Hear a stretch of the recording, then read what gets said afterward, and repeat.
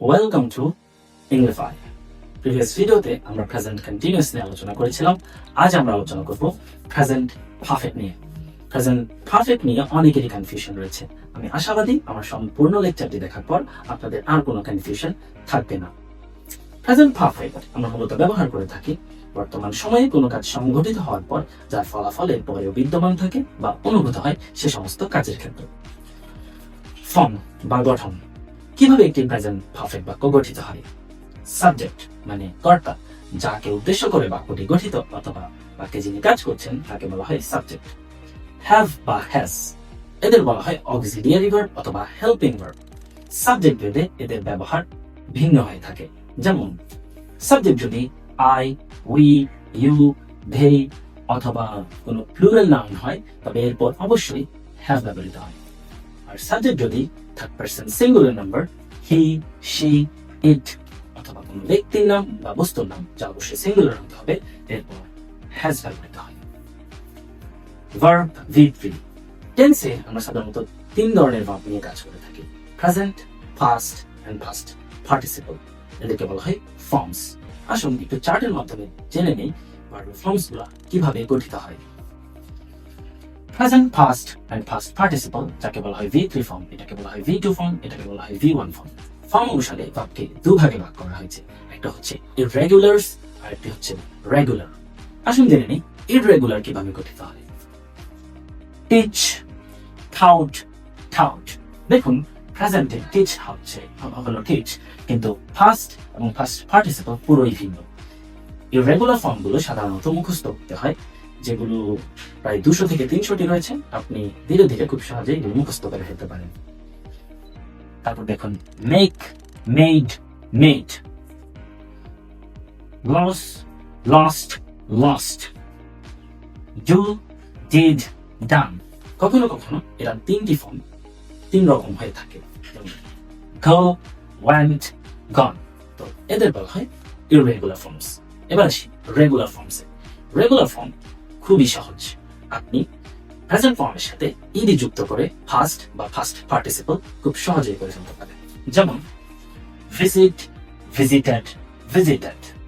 Finish, finished, finished. এবার আসুন এর ব্যবহার নিয়ে জানেন। প্রেজেন্ট পারফেক্টের শুধুমাত্র দু ধরনের ব্যবহার রয়েছে, এর বাইরে আর কোনো ব্যবহার নেই। প্রথম ব্যবহার লাইফ এক্সপেরিয়েন্স মানে জীবনের অভিজ্ঞতা। Time period is still ongoing, আপনার জীবন এখনো চলমান, গতিশীল। তো এই গতিশীল জীবনের কিছু অভিজ্ঞতা যখন আপনি বর্ণনা করবেন সেক্ষেত্রে অবশ্যই প্রেজেন্ট পারফেক্টে বর্ণনা করবেন। আসুন উদাহরণের মাধ্যমে জেনে নিন। Naim has taught English to many students. Naim অনেক ছাত্রছাত্রীদের ইংরেজি শিখিয়েছে। এখানে নাইম কিন্তু এখনো ইংরেজি শিক্ষক, সে কিন্তু রিটায়ারমেন্টে যায়নি, সে এখনো পড়াচ্ছে, ভবিষ্যতেও পড়াবে। তো তার এই জীবনের অভিজ্ঞতা শেয়ার করতে অবশ্যই প্রেজেন্ট পারফেক্ট হবে। যেমন এই যে দেখছেন পাস্ট, সে অতীতে অনেক ছাত্রছাত্রী পড়িয়েছে, বর্তমানে সে জীবনে জীবিত বেঁচে আছে এবং তার ক্যারিয়ার এখনো চলমান, সে ভবিষ্যতেও শেখাবে। তাহলে যেহেতু তার ক্যারিয়ার এখনো গতিশীল, সেক্ষেত্রে অবশ্যই প্রেজেন্ট পারফেক্টে বর্ণনা করতে পারেন। ধরুন নাইম রিটায়ারমেন্টে চলে গিয়েছে, তখন আপনি যদি এই জিনিসটা বর্ণনা করেন তার জীবনের অভিজ্ঞতা, সেই ক্ষেত্রে আপনি বলবেন Naim taught English to many students in his teaching career. তার মানে তার শিক্ষকতার জীবনে সে অনেক ছাত্রছাত্রী পড়িয়েছে, সে ভবিষ্যতে আর পড়ানোর কোনো সম্ভাবনা নেই, যেহেতু সে রিটায়ারমেন্টে আছে। তো এই ক্ষেত্রে আপনি প্রেজেন্ট সিম্পলে ব্যবহার করবেন। আরেকটা উদাহরণ, হি হ্যাজ ভিজিটেড কক্সেস বাজার 5 times. সে 5 বার কক্সবাজার ভিজিট করেছে বা ভ্রমণ করেছে।